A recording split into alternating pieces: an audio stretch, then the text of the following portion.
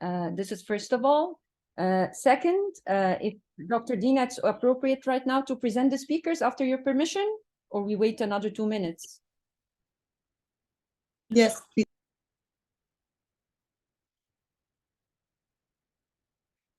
Okay, so today in another seminar for the economics department seminars, we are with a trade topic, a related topic, and I would be really privileged and honored to present our speakers for today, which is first of all, Professor Carlos Llano, full professor at the Department of Economics Analysis in the Autónoma University of Madrid, area of specialization in macroeconomics, international trade and economic geography. He was a visiting professor at the New York University. Since 1996, he works as a researcher at the Lawrence R. Klein Institute, which is the Institute of Economic Forecasting. His research activity is focusing mainly on interregional and international trade, input-output analysis, regional and urban economics, tourism and commuting. He belongs to the editorial board of a number of index journals in his field of specialization and collaborates as an evaluator in a long list of renowned journals as well. He has more than 25 academic publications that are indexed and cited. He has also a long experience in working with the public administration at the national and regional level in Spain. As well, he has collaborated with international organizations such as the UN, OECD, European Commission, European Parliament. I would also take great honor to present our second speaker, which is Fatima El-Khatabi. And Fatima, please correct me if I'm pronouncing your surname correctly, or I mean, El-Khatabi, is it? Khatabi. El-Khatabi, sorry, that's why. El-Khatabi. And she is a Ph.D. candidate in economics and business. Her Ph.D. is jointly supervised between the Autónoma University of Madrid and the George August University of Göttingen. In 2020, she was awarded the Research and Teaching Fellowship from the award from the Autónoma University of Madrid.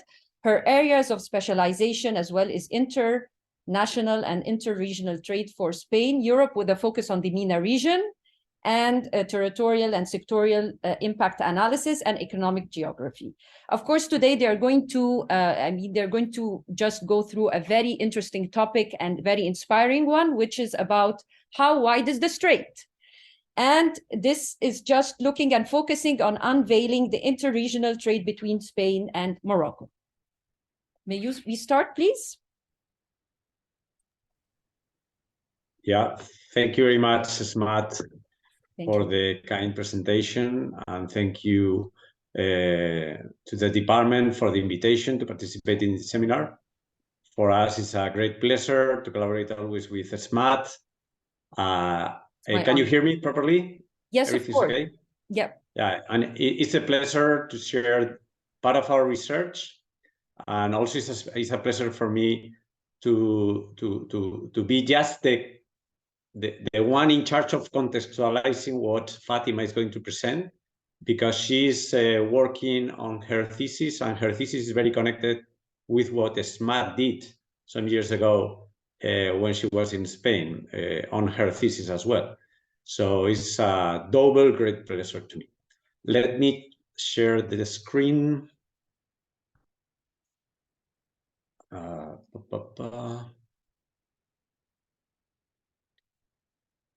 Let me, can you see the presentation? Yes, it's very evident. It's seen. I can see the interregional flows, yeah. Okay, so as I said, today the star presenter is going to be Fatima. Okay, I'm just going to contextualize what she's going to present in the context of what we have been doing in the last 20 years. And most of one leading or key word that will appear in most of our publications in the last 20 years is the word interregional. So I need to put in context this word, interregional flows, in order you to make notice how relevant what we are doing in this paper that Fatima is going to present it is at this moment. So first I want to start with a metaphor. The metaphor will be just asking you is like a game. I want just you to ask if you know me. And this is all the information I'm gonna share with you. So at this point, probably most of you will say, I know very little about you. But if I now change a little bit the resolution, you will see that some of you know more about me or know more about this painting. And I think that with trade, something very similar happens. For example, let's take the European Union as an example, or any of the countries that we have in the European Union. And let's consider that the European Union is one of the most integrated regional markets in the world at this moment. Knowing that, for example, taking Spain as an example, Spain just have information at the country-to-country level for flows of goods. For example, we know how much Spain trades goods, exports and imports with France or Portugal or Italy or Germany, with great detail in terms of products and time in the time dimension. So we know the quarter, yearly, even monthly data, but very aggregated at the spatial level. In some countries, we are very lucky, and we might also have this additional dimension, which is region to country. This is a case of Spain, but it's not the case of France, it's not the case of Germany. In this case, we have the information that we produce in a project that we have been working with in the last 20 years, where we estimate the flows from Navarre to France, or from Navarre to Portugal. But the aim will be this other one, which is the province to province layer of trade, where we want to deal with subnational entities within countries in the same way that if they were countries by themselves. So in this case, I would like to know how much is the trade that links Navarre with Bordeaux or Navarre with Lisbon within Portugal. And for most countries in Europe and for most countries in the world, even the United States, this information is secluded. We know very little about the inter-regional flows connecting countries and interregional flows connecting regions within countries. And this is very needed if we really want to follow the flows and to know the spillovers of any macroeconomic measure or any macroeconomic policy that we apply. With this idea, for example, and this is the last slide I will share with you, this is the context or a snapshot of one of the last projects that we have developed for the European Union, which is the ESPUN-IRIE project, which is available through the internet. You can know the results and most of the data sets that we have developed. In this graph, you have a summary of interregional flows between regions in Europe that have been estimated in the project for a panel of years that goes from 2010 to 2018.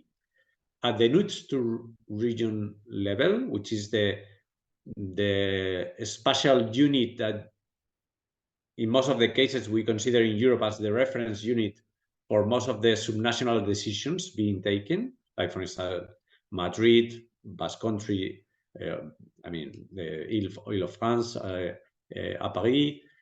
In this case, we have included all the European Union 27, and in addition, the regions for Norway, Switzerland, Iceland, and Liechtenstein. And this information has been estimated combining trade flows and freight flows. When we talk about freight, we mean transportation statistics. And we need to have in mind, and Fatima is going to convince you about that sometimes we have information that is very aggregated at the spatial level from the perspective of trade flows, where you have country-to-country flows or even region-to-country flows as maximum. And then you need to combine them with freight flows at the transportation mode level. So for instance, trucks, ships, air, or pipeline. And there you are going to have a much more detail from the geographic perspective. So combining trade and freight statistics, we have been able to split to unveil the interregional flows for the European Union. So once that we have done this for Spain and for the whole Europe, Fatima and I will say, okay, why don't we try with another country? Why don't we cross another border? Why don't we try to disentangle the intensity of trade between a typical North and a typical South countries, like, for example, in this case, Spain and Morocco. So with this intention, Fatima is going to present in the next minutes the first paper of her thesis, which is being developed in collaboration with Inmaculada Martinez Zarzoso, which is in Göttingen University in Germany, where we try to motivate the paper saying that it's the very first paper offering the region-to-region dimension of the trade flows crossing the north to the south, typical divide in economics, where we are going to connect a European country with a MENA region country.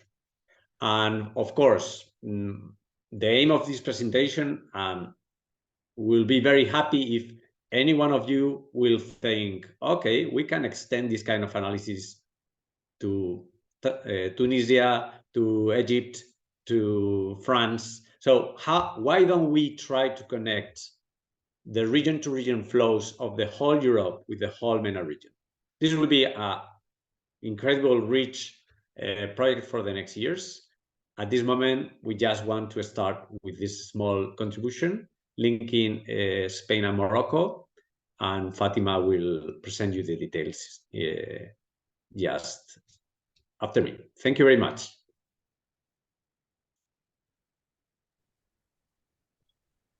Fatima, now Thank you, the Professor. floor is yours. Thank you. Thank you. Yeah, I'm going to share the presentation to, oh, I don't know if you can, I don't know if you can see it. Yes? It's visible. From Okay. It's visible. Okay, perfect. Okay, thank you for the introduction, Carlos, and thank you very much for the presentation and the invitation, Esmat, to the workshop. So, as Carlos said, today I'm going to present this paper, which is entitled "How is the Strait Unveiling the Interregional Trade Between Spain and Morocco?" And it's a joint paper, as Carlos said, with Carlos and Inmaculada Martinez Zarzoso, which is professor at University of Göttingen and also at the Universidad Jaume I in Castellón in Spain. So let's start with the presentation. So in a nutshell, the paper describes the methodology of estimation on how to produce a province-to-province trade dataset between Spain and Morocco by combining trade and freight statistics for the period 2010 to 2018 and covering 15 sectors and 3 different transport modes, that is, by ship, by road, and aircraft. So the motivation of this paper is that the core models in international trade and economic geography predict that 2 economies which are located nearby may or will have a strong economic interaction, not only in terms of trade, but also in terms of migration and foreign direct investment. So the relationship between Spain and Morocco has historically been characterized by cyclical disputes, such as the Western Sahara dispute or some agricultural and fishing competence issues. However, in the recent years, both countries have consolidated their relations by signing different treaties of friendship, good neighborliness, and cooperation. So the bilateral trade between both countries has shown a very dynamic growth, especially for the period 2010 to 2018, and we can see this, because Morocco, in this case, is the top destination for Spanish exports and representing around 45% of the total exports, which goes to Africa. Morocco is also the 9th largest recipient of Spanish exports in the Middle East and North Africa region. And on the other hand, Spain is Morocco's second largest supplier after France. And Spain is also investing in Morocco. And there are about 20,000 Spanish firms operating in the country, in Morocco. And Spain also attracts significant immigration from Morocco, and there are around 775,000 Moroccan immigrants living in Spain. And then Spain and the European Union as a whole is an important global value chain partner of Morocco. So these social, political, and economic factors between make this Spanish and Moroccan border quite singular, and has attracted in the recent years attention in the literature.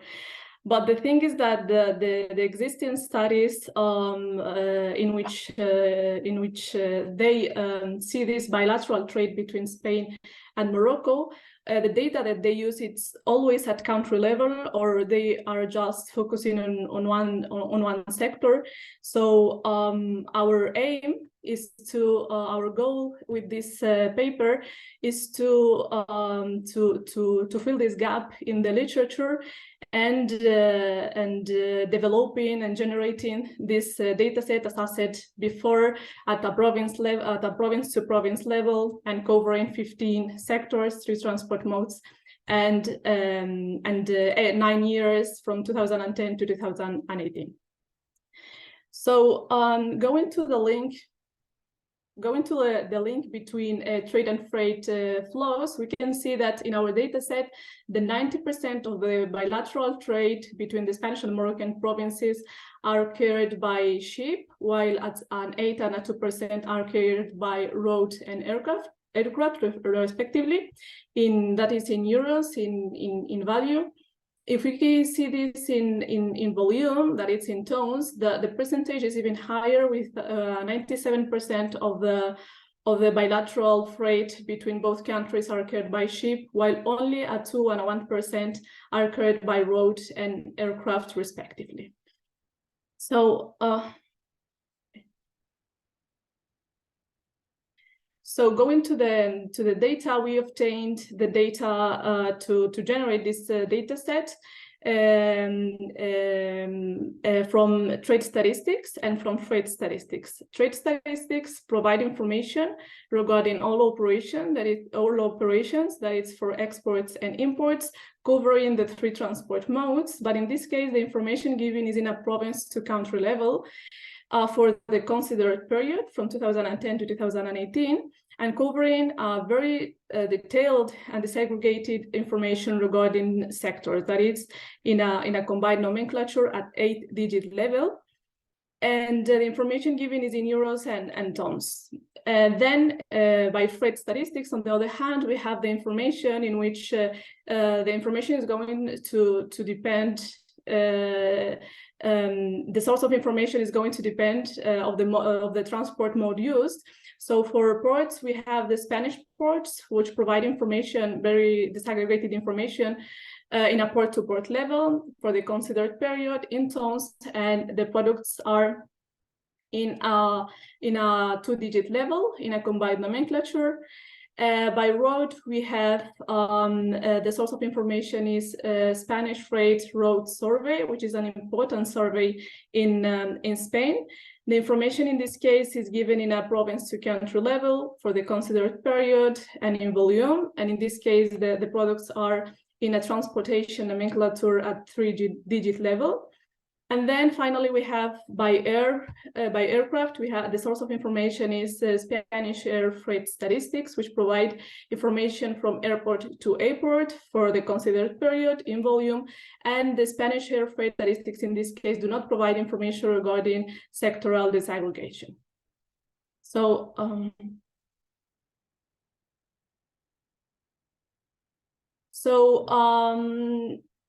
on a first estimation, when we try to, So on a first estimation, the official trade statistics do not match the information given by freight statistics because of the different features in both data sets. So our method is based on distributing the trade statistics, which is the official data, but using structures from these freight statistics, but assuring in any case that the interregional flows are following the coherence at the province to country level from the trade statistics.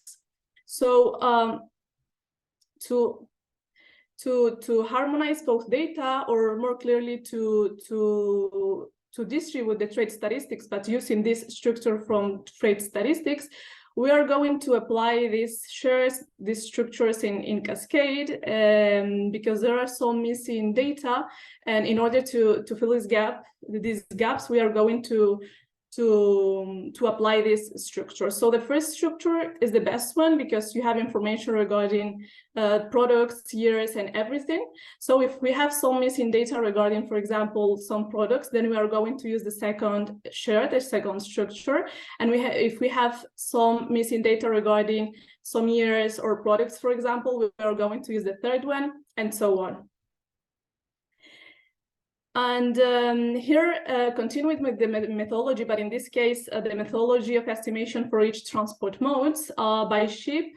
The methodology followed by ship, as I said before, the ship freight statistics provide a very disaggregated information regarding port to port, which is very valuable information. And given the geographical the geographical situation of both countries, all the coastal provinces might have a port located in their provinces. So we are going to do here a provincial disaggregation. Then by road, as I commented before, the road freight statistics do not provide information at province to country level. So we don't know the province of destination for exports or the province of origin for imports. However, the road freight statistics provide information provide information for the distances traveled by truck, which are the actual distances. And then we are going to use a comment in Stata, which provides the information regarding the Spanish and the Moroccan provinces. And then we are going to look for the optimal distances in this list, and then we are going to confront this optimal distance with the actual distance given by road freight statistics, and then we are going to assign the province of destination for exports and otherwise for imports, in which the distance is the minimum one between the actual and the optimal distance. And then finally, going to the methodology by air. As I said before, the air freight statistics provide information from airport to airport, which is very valuable too, and do not provide information regarding sectoral disaggregation, but we are going to use the structures from the trade statistics in order to have them, because there are a very disaggregated information in this regard with 17,000 products, so we are going to use these structures from there. And continuing with the descriptive analysis, we can see here the total exports in red and imports in blue from the Spanish provinces I to the Moroccan provinces J in average for the considered period, that is from 2010 to 2018. And we can see here the dark shading provinces are the main exporting and importing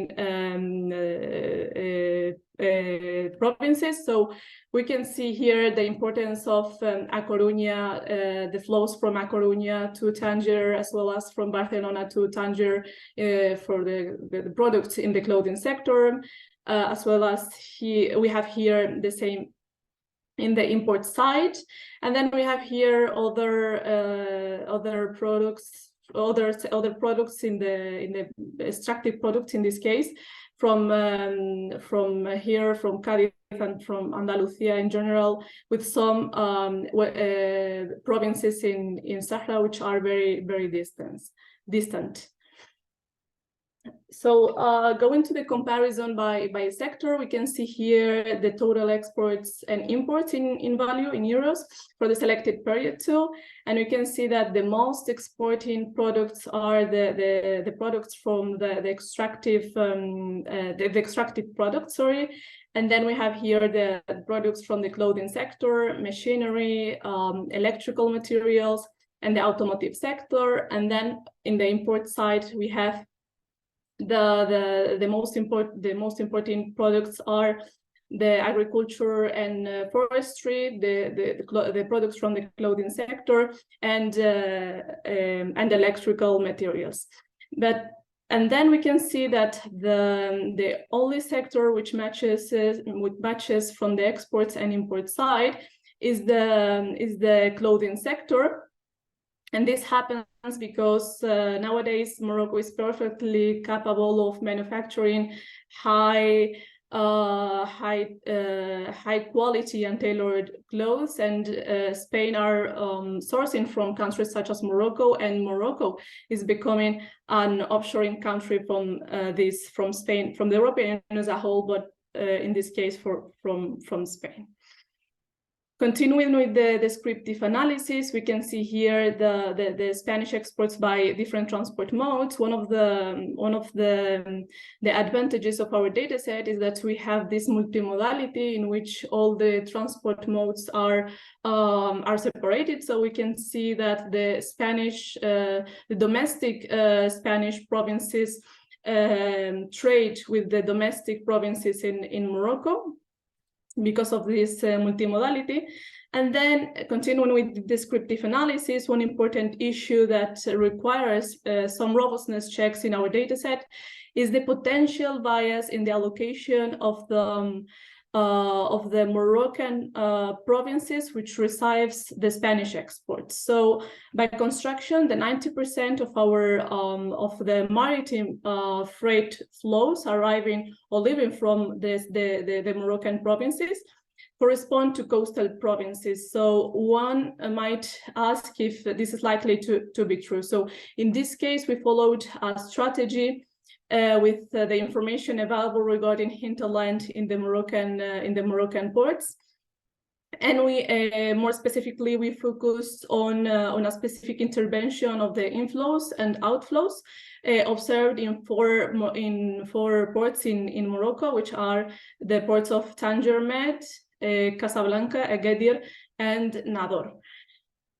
So in the first scenario, as we can see here, the freight distribution of this original data, so we have two scenarios. The first scenario, the Spanish provinces will distribute the export freight to the Moroccan provinces, but then the Moroccan ports, sorry, the main Moroccan ports that I commented. So once the goods arrive to these ports from Spain, in the case of exports, the goods will be redistributed for other provinces in Morocco, and then we are going to take into account for this scenario the GDP of the Moroccan port, the GDP of the inland province, and the distance between both of them.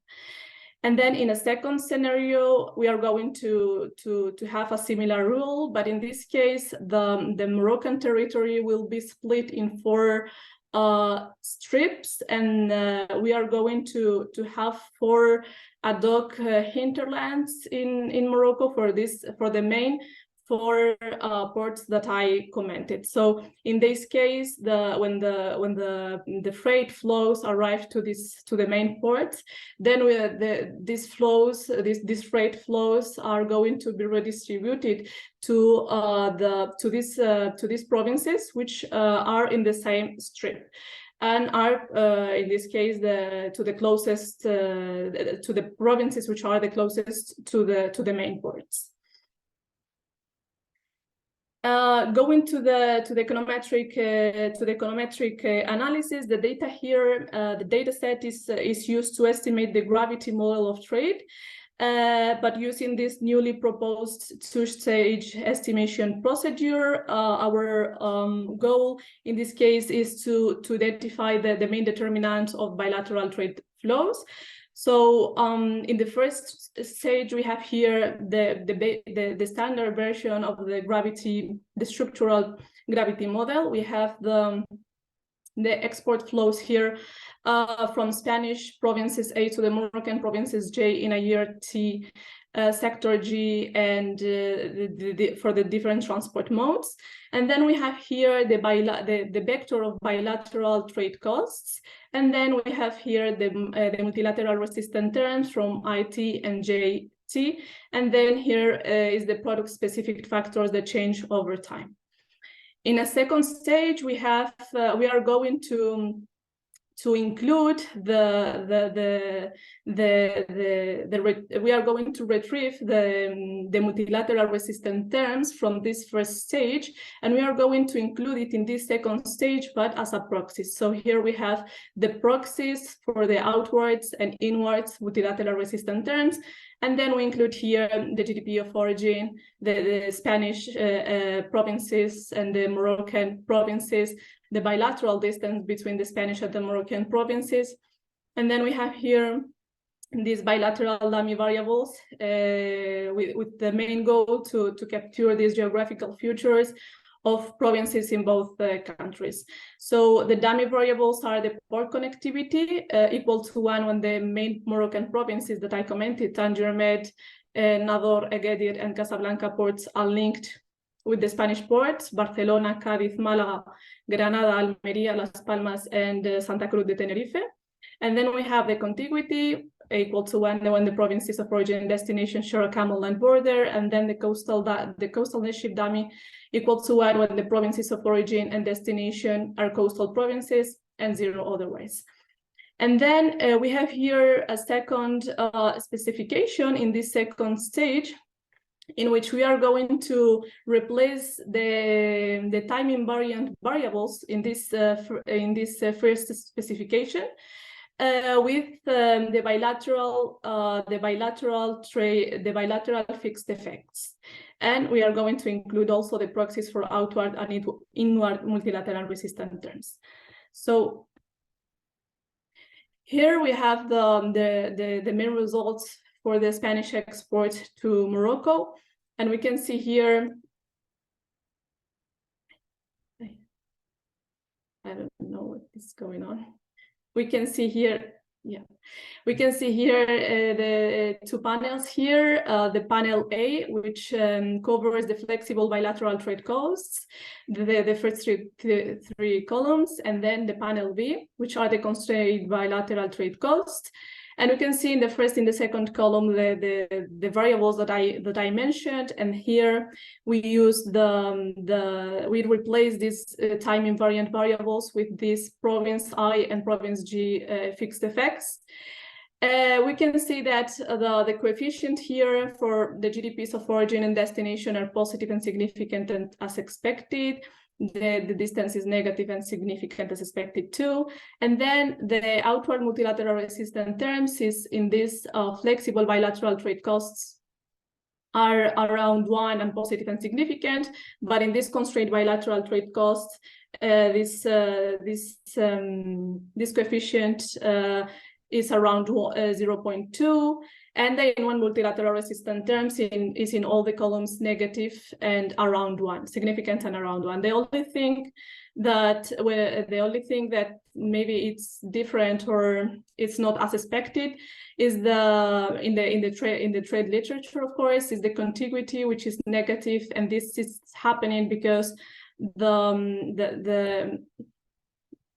this is happening because the provinces which share a common land border in Spain and Morocco, which are Ceuta and Melilla, are small cities and have some institutional problems, and this is one of the reasons because of this negative coefficient. And finally, going to the conclusions and next steps. In this paper, we developed a methodology in which we integrate the trade and freight statistics, and we compute the province-to-province export and import trade flows between Spain and Morocco. To the best of our knowledge, is the first time and is the first data set at this spatial grid in which connects a European and an African country, which the level of integration has been increasing not only in the flows of goods, but also in terms of services and capital. Then the empirical analysis shows the existence of maritime ports connection identifies relevant trade linkages, as we saw before, between A Coruña in the north of Spain and Tangier in the north of Morocco. And this is because of the role played by different multinationals operating in both countries, especially Inditex, Zara. And then the provinces of Ceuta and Melilla show that trade effects are not as expected because of their small size or institutional problems. And our study, of course, provides insight about how to build this data set of subnational trade flows for other proximate countries with some peculiarities. And this novel data set is expected to serve as a starting point for further investigations, with a specific goal of interconnecting their different multi-regional, multi-sectoral models, able to address the territorial and sectoral consequences of different policies being adopted in the field of trade integration and better of control of migratory flows. And we are now with with other topics such as the business networks between both countries, the bilateral trade between both countries, some social connectedness. So this is the starting point of many topics that we can do in the future. So thank you for your attention. If you have any question, I will be glad to. Well, thank you very much, Professor Dr. Carlos, and thank you very much, Fatima, first for this impressive presentation and the, very considerable and good results you have reached so far on your paper and your work. I would like, first of all, to open the floor for questions. If there are any questions from our dear colleagues and professors and our students, that would be great. And then after, I'd like to ask myself a question, but let's start by the floor, please. So are there any questions, please? Yes, I have a question. Yes, please, Professor Dr. Abir, go ahead. Thank you very much for the presentation. I just want to know, were you able to identify which mode of transportation was the most important in explaining trade flows? Is it air? Is it road? Is it ship? Mm-hmm. This is first question. And the second question is, what are the policy implications of this work? So to answering the first question, the main important, the 90% of our data set is by construction is the ship mode. So it's the most important transport mode. And answering to the second one, the main goal of this data set is to have a new data set which we can use this data to other, in many fields, in many topics, to answer many questions about migration and other topics. So of course, this is a starting point, as I said, And then we are going to do many things with this data set. Yeah, may I jump in? Okay, thank you very much for the question. I fully agree with what Fatima said. First of all, we wanted just to share with you a methodological problem that we all have when we deal with the transportation, splitting transportation freight or flows in trade, which is that this information usually is not reported. And when it is reported, usually it's just reported the main transportation mode used. So the problem is that at this moment, in most of the cases, thinking in the case of Spain and Morocco, which are very close countries, but very special from the geographical perspective, in most of the cases, you need to combine at least two modes. Ship, we have seen, as Fatima said, is the main one. But then regarding the capillarity distribution within the country, in origin and in destination, it's very likely that we will need to combine ship with train or trucks. The problem is that this information is not reported. Even in Spain, it's not reported. So at the end, we need to be pragmatical and say, okay, let's assign each one of the flows to one transportation mode. Of course, we know that there is a hypothesis there that we are identifying the main transportation mode with a unique transportation mode for each one of the flows. And at the end, there is a large space of research there in order to disentangle the multimodality. But I will have to say that the multimodality in transportation mode is not very well captured, neither in the European Union or in the United States. So in most of the analysis dealing with the transportation mode of trade, you don't have the cooperation or the competition between transportation modes. This will be one answer. Then related with the second question, in addition to what Fatima said, of course, for us, I think that as a trade theorist or trade empirical analyst, we're very happy to have for the first time a geographical detail about the trade between a country in the north linking a country in the south, because it's the first time we can start considering seriously the subnational layer of integration. Because it's not the same to say, okay, Spain is connected with Morocco. No. Ceuta y Melilla is within Morocco, within the geographical territory of Africa. It's one of the key points of dispute between Spain and Morocco, between the European Union and Morocco. And we also, in the paper, tried to put emphasis on how hot is this area from the political perspective, not just in terms of trade, also in terms of migration, legal and illegal migration, but in terms of military defense. I mean, all dimensions that we want to consider. The Gibraltar Strait is a very hot place in the world. And from every perspective, it's very relevant to know the details. And we don't know the details. And it's not the same to have a strong connection between Barcelona and Tangier or Barcelona and the South Saharian, which also is also a territory which is also in the midst of another very relevant political disputes. So there are all kinds of combinations of institutional dimension, social connections through migration, also global value chain participation. So firms are there, and some firms are doing strong investment efforts.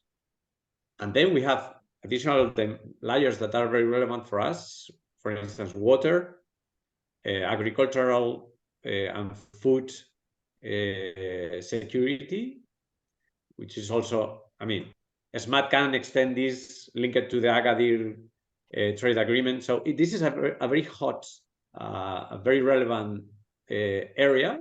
Until now, we just had information at the country-to-country level. And I think this is a pity. This is the first time we open this.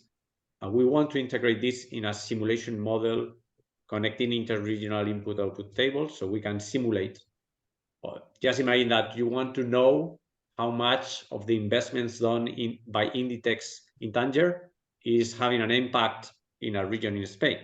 You want to put in numbers that the level of integration, every euro spent in Morocco is creating positive spillovers. It's not just a matter of competition, it's cooperation. I mean, I think that we need to make this very visible and to put the political emphasis on how important it is for Morocco to have a rich Spain and how important for Spain is to have a rich Morocco. And this is a humble first step. Thank you so much. Thank you so much. I would like Professor Dr. Dina, you have a question? Yes, please. Thank you, Dr. Esmat. I would like to first thank you very much for a very interesting presentation. I do not come from a trade background. However, I come from a migration background, which actually adds a level of interest for me in the topic and in the paper that you're discussing. And actually, as I come to think of the migration aspect controlled in the within the model, what came to my mind is, have you managed to test for the endogeneity of the migration variables within the model? So the existence of historical ties or historical relationships between Spain and Morocco could themselves be the reason why migrants have been moving from Morocco to Spain. But on the other hand, the movement of migration could be initiating the trade relationship. So what I'm thinking is that when migrants move from one country to the other, they demand their home produced products. So this is when economic relations start to appear, especially with imports and exports of products. So my only question, because this is always the difficulty of integrating migration as independent variables in models and how to test for endogeneity, whether to use instrumental variables within the models or not. So this is mainly my question because I'm particularly interested in that part, and I love how you actually showed this relationship and you managed to contextualize the migration within this relationship. Thank you.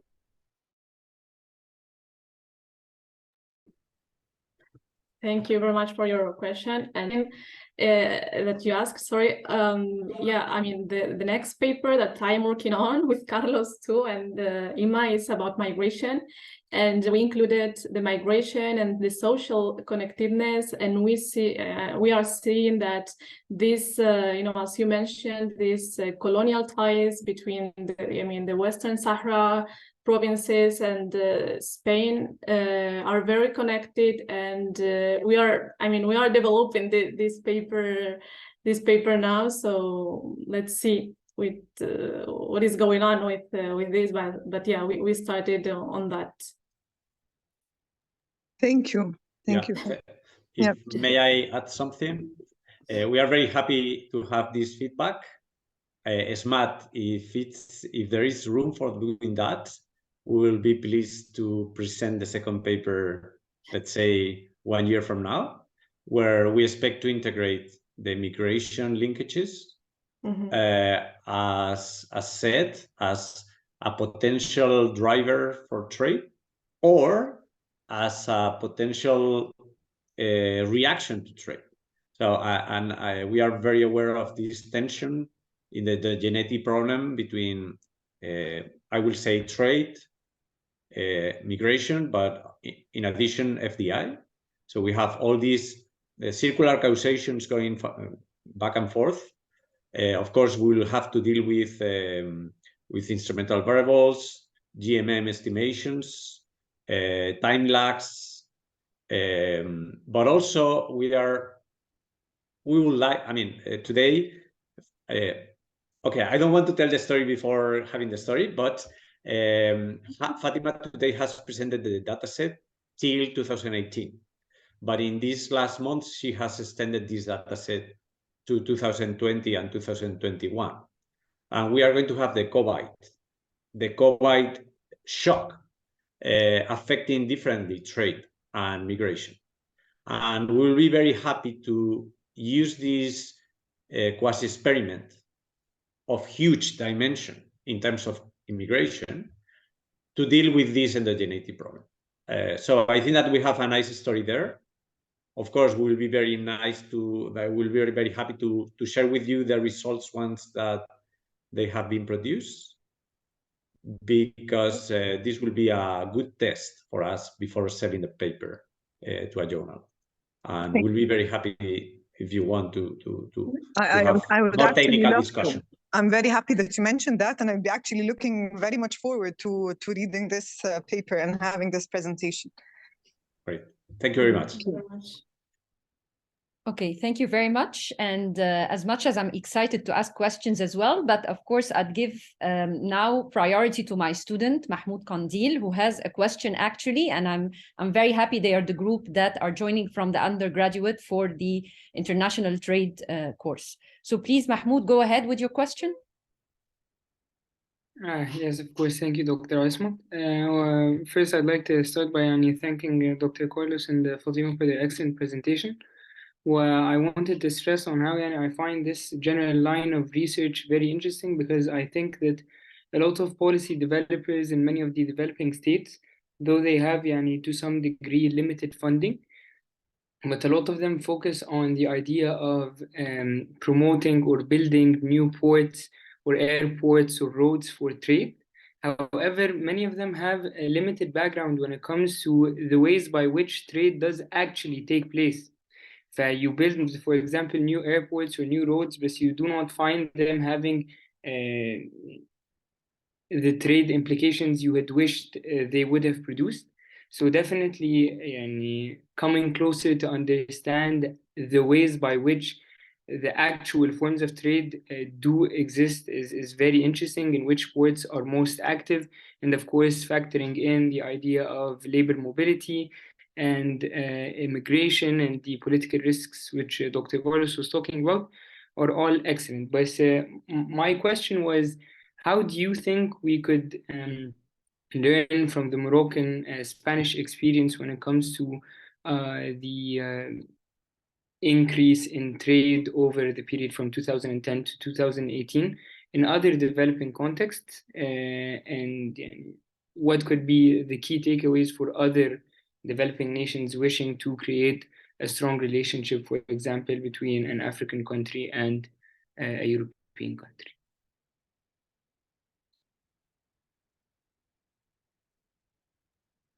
Fatima, do you want to react, or myself?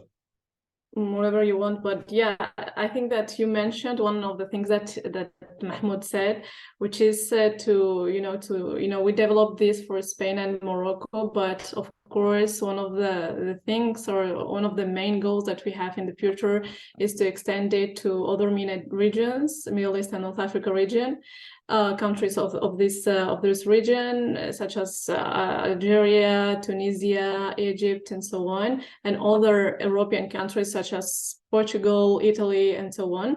So, I mean, we have this main goal, and I think that it will be a really good apportation, because there is no literature in this context, not only connecting Africa and a European country, but also in other countries. For example, in the United States, happens the same. So yeah, it will be great, having this for other African countries. Yes, of course, but I'm not sure if I expressed my question correctly. I was obviously doing more literature on this would be very beneficial, because it provides like a case-by-case study for each country. But I meant general policy implications for the countries that wish to achieve such a relationship. Any policy implications, like what could countries start doing in order to boost trade and be like the Moroccan Spanish experience, for example? So I don't know if you wanted to add something, Carlos, sorry. After you, Fatima. Yeah, the policy you asked for the policy implication in this relationship? Yes, for other countries that would like to create a relationship similar to this one. Yeah, I mean, I think that Dr. Abir said something related to this, and Carlos mentioned before that the main, policy implication of this paper is to have this, this information regarding this trade and freight statistics, and other countries could have the same policy. I don't know if if Carlos wanted to add something. Yeah, I will say, if you want, I can share with you my experience in the last 2 decades dealing with the regional governments in Spain. In Spain, regional government, Spain is like is almost a federal country as Germany or Austria in terms of the share of the public sector that is run by the subnational entities. I don't know how relevant regions are for instance, in a typical MENA country like Tunisia, Morocco, Algeria, Egypt. I don't know. But my experience in Europe is that subnational entities are growing and regions are becoming more important. And most of the decisions about which infrastructure to build in a given region, let's say a highway, a port, a new connection with another country, all the stories related with the border regions of 2 countries, let's say a border region of Egypt with Algeria or Tunisia with Morocco, key infrastructures make a difference. Creating gateways for crossing these borders make the difference. You don't have data for that. And countries are taking decisions blinded like this. They don't know anything. And sometimes they don't want to know the detail. And for the people living in the border regions, and if you want really to take seriously integration, you need to know the region-to-region flows. So, I mean, just imagine that we wanted to take decisions about trade with annual data without having any information about the products or the seasonality of the trade. You will say this is stupid. The year data, aggregated data is not enough. You need to split in automobile, textiles, products, and then product cereals, everything. Why we are doing the same? Why we are not doing the same at the spatial level? Now Google knows everything about the economy at the log-lag coordinates. Why governments don't have this information? They know less than Google about the connectivity of people and connectivity of economic activity. This is not reasonable. So there is a huge gap of information.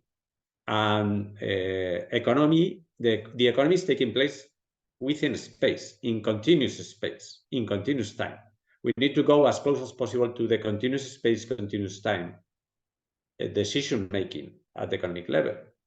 So here is a humble first step. Okay, at the regional level, needs to. Then just imagine that you want to link, you want really to create a integrated MENA region trade. The first thing you need to know the interregional flows within your country and the interregional flows connecting every 2 countries. Then you want to extend this to the MENA with Europe. I think that this is a huge agenda of investigation for the next year. I mean, for those of us that we are doing the research. But for anyone taking decisions, you need to know. When you say Egypt, you mean just Cairo? Or you mean every location in Egypt? Because some parts of Egypt maybe are satellites of other countries' economy rather than satellites of Del Cairo, because they are more closely integrated to Ethiopia or any other country. I don't know, sorry, because I'm not an expert. Next meeting will be in El Cairo. But but I guess in Spain, for instance, Ceuta and Melilla is closer to Tanger than to Barcelona.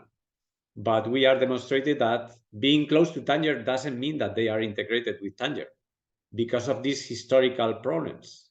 Maybe you have stories like this one in the whole Africa and in the MENA region. in terms of integration between other countries in the MENA region. I remember SMAT's works on institutional problems and institutional instability problems within the MENA region. So I think that there are many questions there that we don't have the data at this moment, and we need the data before answering these questions. Thank you very much, Professor Koyos and Fatima. Thank you very much, everyone. If you don't have any further questions on the floor, I'd just like to close the meeting because I'm aware that the assembly hour is over. Of course, we could not have enough of this great discussion.